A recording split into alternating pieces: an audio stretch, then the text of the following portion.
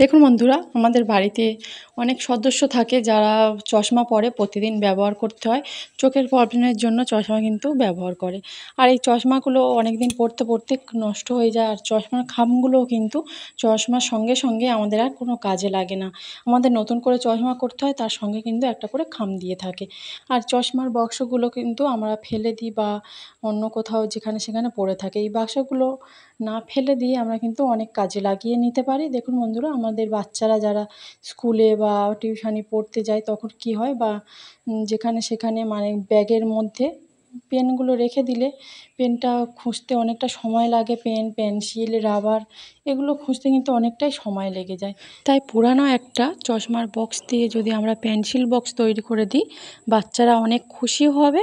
আর যখন পেন্সিল বা পেন দরকার পড়বে তখনই হাতের কাছে বক্সটা নিলেই হয়ে যাবে। আমাদের বাচ্চারা কিন্তু আর কোনো রকম কষ্ট হবে না। পেনগুলো খুঁজতে সঙ্গে সঙ্গে কিন্তু হাতের কাছে পেয়ে যাবে। অবশ্যই এই টিপসটা বাড়িতে অ্যাপ্লাই করবেন যদি বাচ্চা থাকে। আর চলে আসছি পরবর্তী আইডিয়ায়। দেখুন বন্ধুরা, এরকম লিপস্টিক, ফেস ওয়াশ যখন আমরা কোথাও বেড়াতে যাই 2-3 দিনের জন্য, আমাদের কিন্তু এগুলো নিয়ে যেতে হয়। টুথপেস্ট বা ব্রাশ এগুলো নিয়ে যাওয়ার জন্য আমরা কিন্তু ব্যাগের মধ্যে নিয়ে নিই। আর ব্যাগের মধ্যে নিলে কি হয়, যখনই আমরা অন্য কিছু রুমাল বা অন্য কোনো কাগজপত্র, টাকার ব্যাগ যখন আমরা নিতে বার করতে যাই, তখন কিন্তু এই জিনিসগুলো বেরিয়ে পড়ে। আর যখনই রাস্তাঘাটে এগুলো নিয়ে বেরোতে হয়, রাস্তাঘাটে বেরিয়ে পড়লে কিন্তু অনেকটাই বাজে দেখায়। তাই কী করব, দেখুন বন্ধুরা, চশমার বক্স কিন্তু থাকে পুরাতন, যে কোনো একটা নিলেই হবে। নিয়ে আমরা দেখুন কত সুন্দরভাবে কিন্তু এইভাবে গুছিয়ে নিচ্ছি আমাদের সাজগোজের জিনিসগুলো।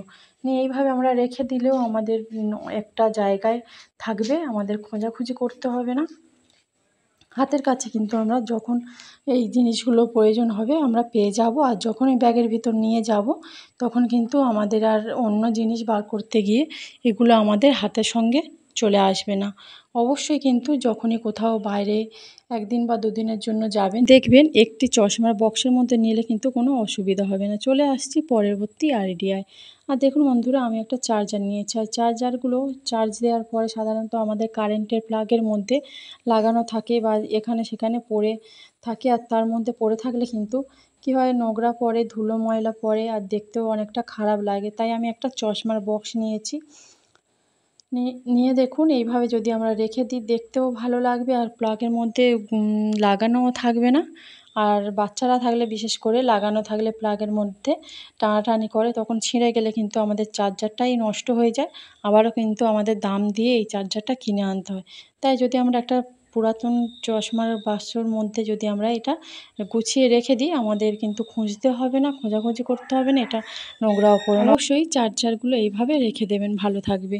চলে আসছি পরবর্তী আইডিয়া। দেখুন বন্ধুরা, এরকম যে পন্সগুলো হয়, যে আমাদের কোনো ইলেকট্রিক জিনিস যদি আমরা কিনি, কী হয় তার মধ্যে কিন্তু এরকম পন্স দেয়া থাকে।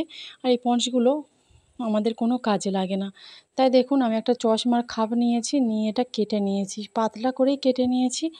নেওয়ার পরে কী করছি, যেখানে একটু বড় হয়ে আছে সেখান থেকে আমি দেখুন সরু করে কেটে নিলাম সমান মাপে করার জন্য। নেওয়ার পরে চারিদিকে দিয়ে দিলাম। বক্সটার মধ্যে আমি পুরোটা দিয়ে দিলাম। এখন আমি কি করব, আমরা যেসব রেডিমেড যেগুলো কানের দুলগুলো পরি, সেই দুলগুলো কি হয় অনেক সময় বাইরে থাকে, আমাদের বক্স আমাদের কেনা হয় না। বাইরে থেকে থেকে কি হয়, নোংরা পড়ে আর এগুলো কিন্তু বাজেও দেখতে লাগে। আমরা কিন্তু আর পরতে পারি না, এগুলো ফেলে দিতে হয় বা এখানে সেখানে পড়ে থাকে।